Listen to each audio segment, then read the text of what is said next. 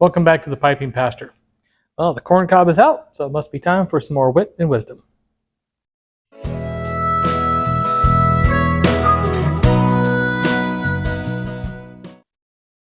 Well, in the cob today, I have my experimental blend, the Bijou Remix. This is actually the second go round. The first time I did an equal part mixture. So it was 1 part Bijou and then an equal weight of Latakia and Black Cavendish, the blending components I got overseas. And it was lovely, and I liked it a lot, but I didn't want to use, because I had about 50 grams of each. I didn't want to use all of it to measure out this Bijou. I wanted to keep some of that Latakia and Cavendish back in case I needed to adjust, some other blend in the future. So this time around, it's at about half that. So it's 1 part Bijou, and then so like 1 gram of Bijou and half a gram each of Latakia and Cavendish. So, and I've already done the false light, so we'll get this going and see what we think.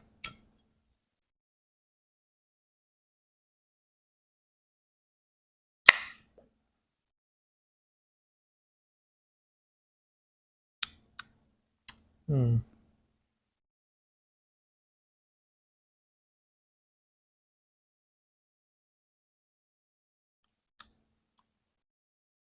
It's not bad.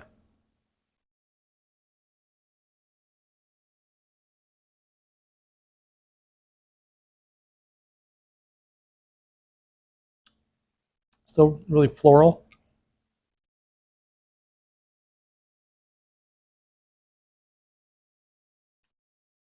With more earthiness. Hmm.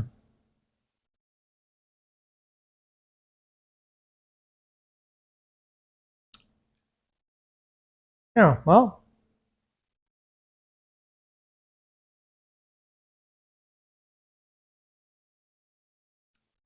I like it much better than the straight Bijou. So this does help. It seems to balance things out a little bit better. It's a bit smoother. I don't have just 2 conflicting flavors.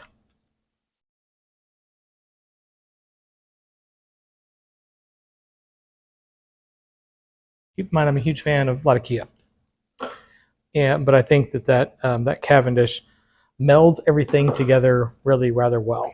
A bit moist.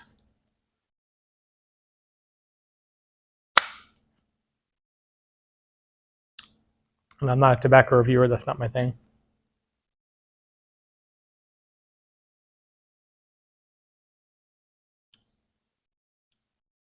But it's good. Um,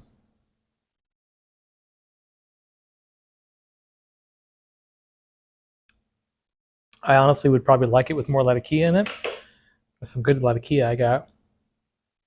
All right.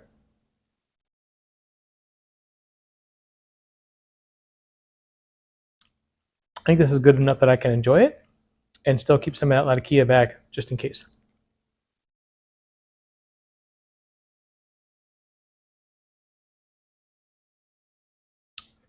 Well, and as you can probably see, I told you I had to get a new bookshelf. So this is it's called a barrister bookshelf, and here's a little hint for you. If you like old antique furniture, these things.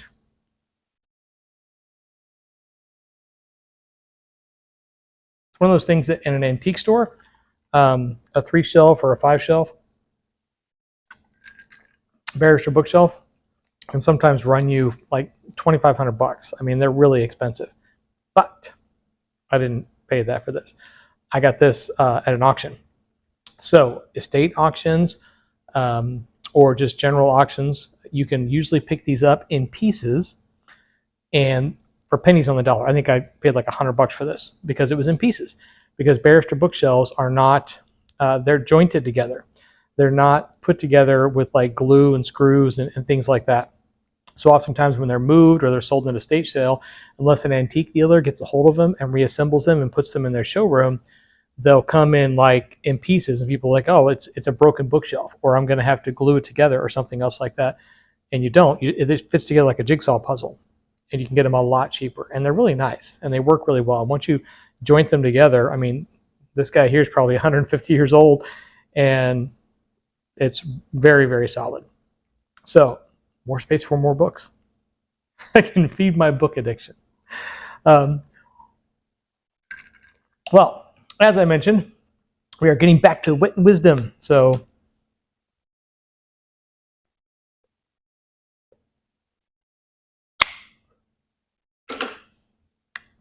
it isn't moist tobacco, though. I'll have to remember that next time and dry it out a bit.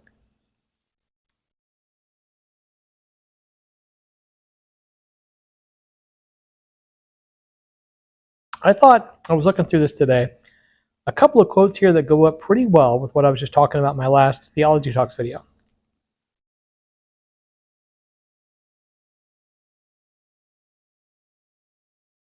Essentially, divine revelation over and against human understanding.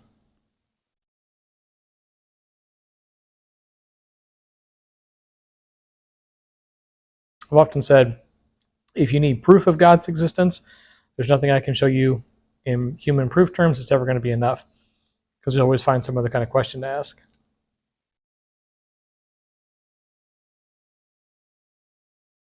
The revelation of truth, capital T, comes from God. It's divine revelation.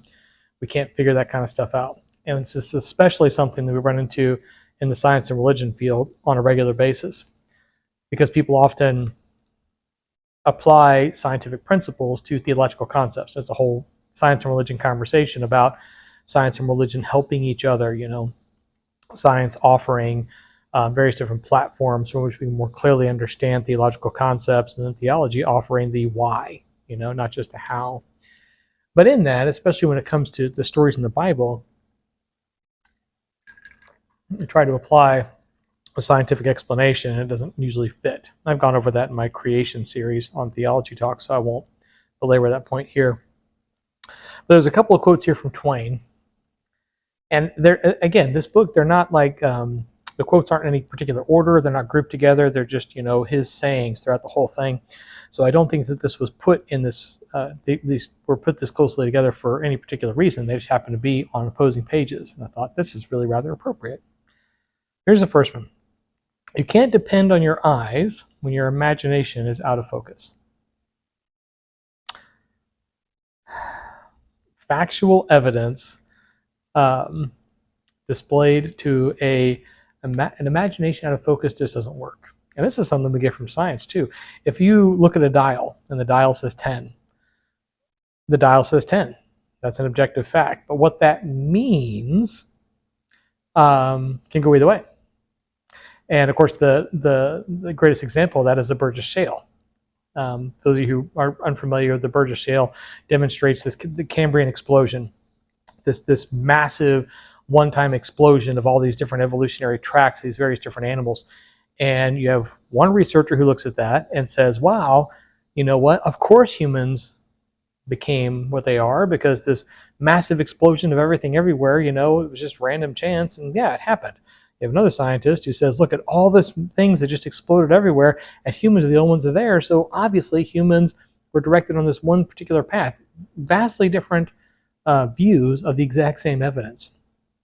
And that's what we have a lot when it comes to theological concepts and doctrinal arguments and so on and so forth. We get so caught up in the minutia of the details that we can sometimes lose the point, because the facts alone don't speak. Facts alone are not revelation. Facts alone are not understanding. They're just facts. And here's the other one. Against a diseased imagination, demonstration goes for nothing. This is the other side of that. This is where you're so locked in with your own view of things that a display of simple facts doesn't make sense to you. Like, well, no, I'm going to shut my eyes to that obvious truth because it doesn't fit with my own personal narrative.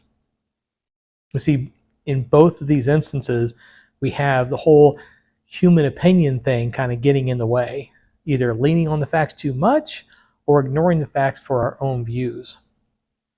And the key to this that unlocks both of these from a biblical perspective, of course, is divine revelation.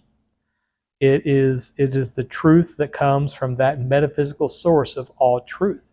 So we can look to a higher form of truth, truth with a capital T, if you want to use the euphemism. But looking to that ontological source of reality. Faith comes by hearing, hearing by the Word of God. Word of God, of course, is a living two-edged sword, right? So we get revelation of God because it cuts through all these various different things. It's not an objective fact that we can pick up and look at all different sides of, right? It's also not a human opinion that is swayed by our own particular worldviews. It is what it is, and it is above anything that we can possibly understand. So, once again, Twain gets into it. A lot of wisdom in these words. And yes, it's human wisdom, So, of course, I always like to put it in conversation with the Bible, but I like the way that he presents these really important concepts with just a couple of words of quick wit.